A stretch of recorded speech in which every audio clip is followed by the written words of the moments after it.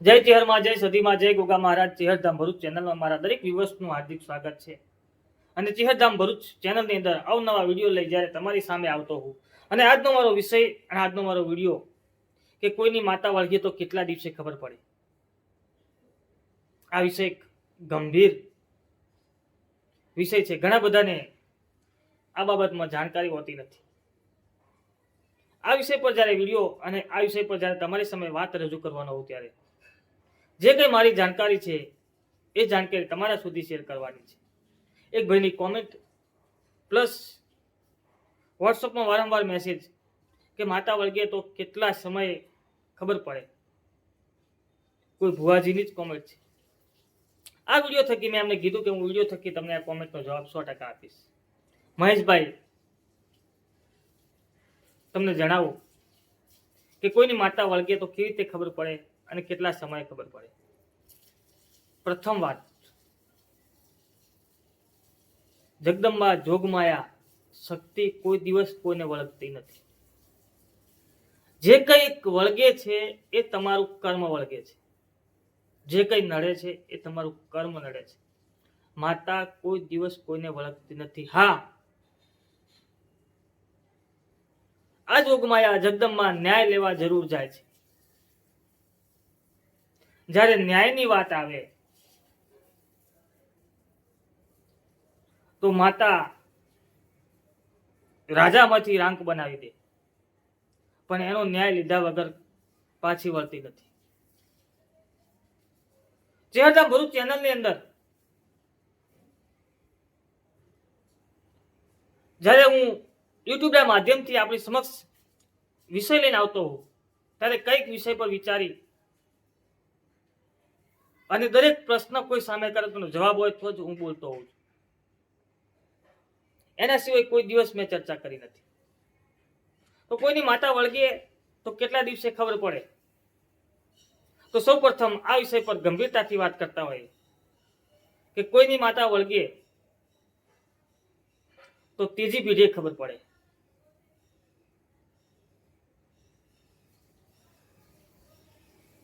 અને ક્યારેક ક્યારેક 5-5 પેઢીઓ જતી રહે તોય ખબર ના પડે. 84 ખાતાની કોઈ માતા હોય તો યુદ્ધ જેમ લાકડાને ગળી જાય તેમ આ માતા આખા ઘરને ગળી જાય તો એને ખબર પડતી નથી. કોઈ અંધશ્રદ્ધા ફેલાવતો નથી તમારી સામે. પણ સવારે વળગી અને સાંજે ભડાકો થાય તો એ માતાનો દોષ કહેવાય, વળગી ના કહેવાય. કોઈ એવું કહેતું હોય કે માતા ન્યાય લઈને આવતા મોડું થાય. સાહેબ, તમારી ધીરજ જુએ, તમારી પાસે સમય જુએ. તમે બાવડે બળ ના કરો તો જોગમાયા 100% તમારો ન્યાય લીધા વગર વળતી નથી. મોટા બધા ભૂપને આ દેવી શક્તિએ ઝુકાવી દીધા છે. કોઈ એમ કહેતું હોય કે તમારી માતા કેવી છે જોવી છે તો 24 કલાકમાં બતાવી દે. અને કોઈ એમ કહેતું હોય કે તમારું લઈ લેવું છે અને તમારું પડાવી લેવું છે તો ત્રીજી પેઢીએ ખબર ના પડે. 84 ખાતાની સદી હોય તો ભલે, ચેહર હોય તો ભલે, સિગોતર હોય તો ભલે, મેરડી હોય તો ભલે, જવું હોય તો ભલે, ઝોપડી હોય તો ભલે, બાકીની દેવીઓ કદાચ ઝોપેથી ઘરો હમી વળે પણ આ ઘરની દિવાલ તોડી પાછલા ભાગે થઈ નીકળી જાય એવી માતાઓ છે. પણ વગર વાંકે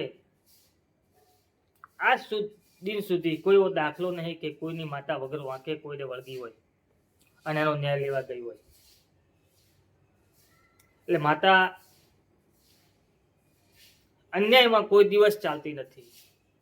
તમે સાચા છો, સામેવાળો વ્યક્તિ કંઈક ને કંઈક તમારી જોડે અન્યાય કર્યો છે. એટલે શરૂઆત થાય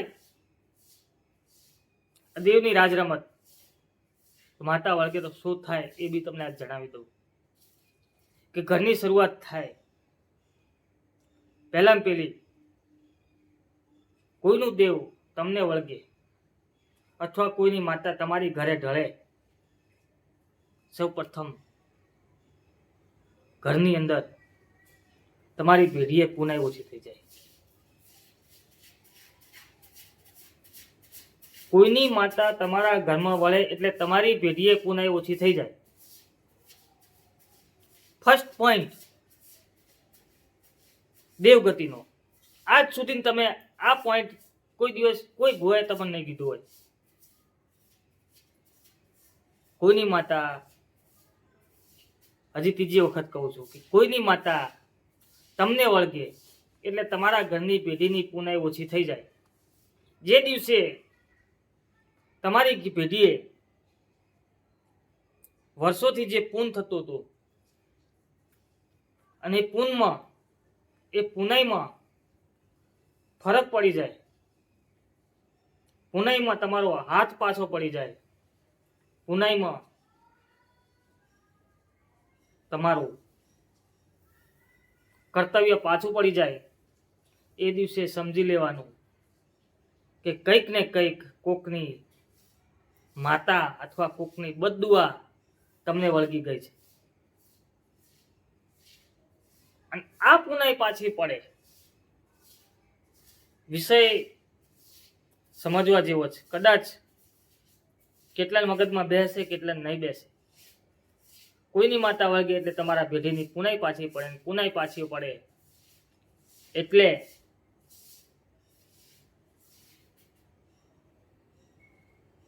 ઘરમાં ભાઈઓ ભાઈઓ વચ્ચે, બાપ બેટા વચ્ચે, મા દીકરા વચ્ચે નો કંકાસ ચાલુ થઈ જાય. આ કંકાસ ચાલુ થાય એટલે દિયાળે ઘરમાં દવાખાનું અને વેમની કોઈ દવા નથી.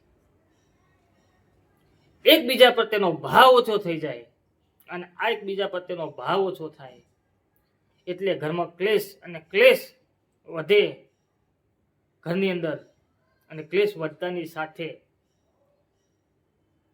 તમારી સમૃદ્ધિ નાશ પામવા માંડે. ઘરમાં લક્ષ્મીનો વાસો ઘટી જાય, ઘરની અંદર લક્ષ્મી આવવાની બંધ થઈ જાય એટલે કંઈક ને કંઈક અનીતિ તમારા ઘરમાં પ્રવેશ કરે. કોઈની માતા વળગે એટલે પાવરફુલ માણસને જેની પુનાઈની પાળ હોય, દુનિયાના ડેરા ઘરે બેઠા હોય, પણ જે દાડે કોઈ પાવરફુલ શેર માટે સવા શેર, કોઈ હોનાના ગોખલા વાળી જબરી નહીં હોતી.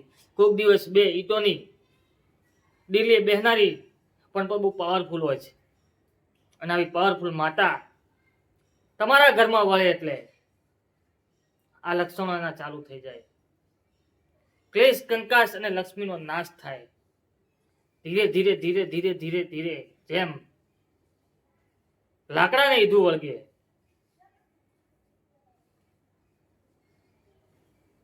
લાકડાને એમ હોય કે ઈધું મને સપોર્ટ કરી રહી છે, મારી સાથે છે, પણ એને ખાલી કરી નાખે ખબર ના હોય. એટલે ઘરમાં એક બે વ્યક્તિ એવા ઊંધા રસ્તે એવી લાઈને ચડી જાય, માન સન્માનને અને આબરૂના ધજાગરા થવા મળે. કંઈક તમારી પ્રતિષ્ઠા છે, આ પ્રતિષ્ઠામાં કંઈક ને કંઈક કાળા દાગ લાગવા મળે. કોઈની માતા ઘરમાં વળે એટલે આ પ્રતિષ્ઠામાં દાગ લાગવા મળે. અને કંઈક તમે વર્ષોથી કમાઈને ભેગું કરેલું હોય, આ કંઠનના ઝાડા જેવું દેવ જ્યારે કોઈનું વળગી જાય, વર્ષોથી ભેગું કરેલું હોય, પાવડે પાવડે પાવડે ભેગું કરેલું હોય, અને હોયની અણીએ આ કોતરવાનું ચાલુ કરે એટલે જે 35, 40 વર્ષ, 45, 50 વર્ષ ભેગું કરવાનું જે ભેગું કર્યું હોય એ સપાટો લે એટલે એક ભેજીએ તળિયા ઝાટક થઈ જાય અને દીવો લઈને પછી દેવ ગોતવા નીકળે. અને આવી કંઠીનના ઝાડા જેવી માતા જયારે વળગે છે અને જયારે એ માતાને વળાવવાની હોય એ દિવસે સાહેબ કોઈ પાસે ઉછી ના લેવા પડે, એના સિવાય તમારો મેળ ના આવે. તો એને દેવ વળગ્યું કહેવાય. કરોડોનો માલિક હોય, અજબોપતિ હોય, ફેક્ટરીનો માલિક હોય, પણ જે દાડે આ દેવનો વ્યવહાર આલવાનો હોય એ દિવસે તો કોઈક જગ્યાએ ઉછીના જ માગવા પડે. આવી આ દેવની હેળ છે, આવા દેવના લક્ષણ છે. એટલે વગર વાંકે કોઈની માતા વળગતી નથી. કેમ વળગી એ તો આપ બધા જાણો જ છો. લાંબી ઊંચી ચર્ચા કરવાની આવતી નથી. પણ આવી વળગે એને માતા કહેવાય. બાકી તો તમારા કર્મ અને કર્મની કથનાઈને તમારા જે કર્મ કર્યા છે એની સજા ભોગવો છો. બાકી જ્યારે માતા વળગે ત્યારે તો જગતને ખબર પડે કે માતા વળગી છે. બાકી આવી દશા ના હોય આમની.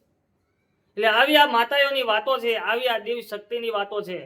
કદાચ કોઈને અંધશ્રદ્ધા લાગતી છે, કોઈને કદાચ વહેમ લાગતો છે, પણ કોક દાડો આ દેવગતિની અંદર ઉતરો એને ખબર હોય,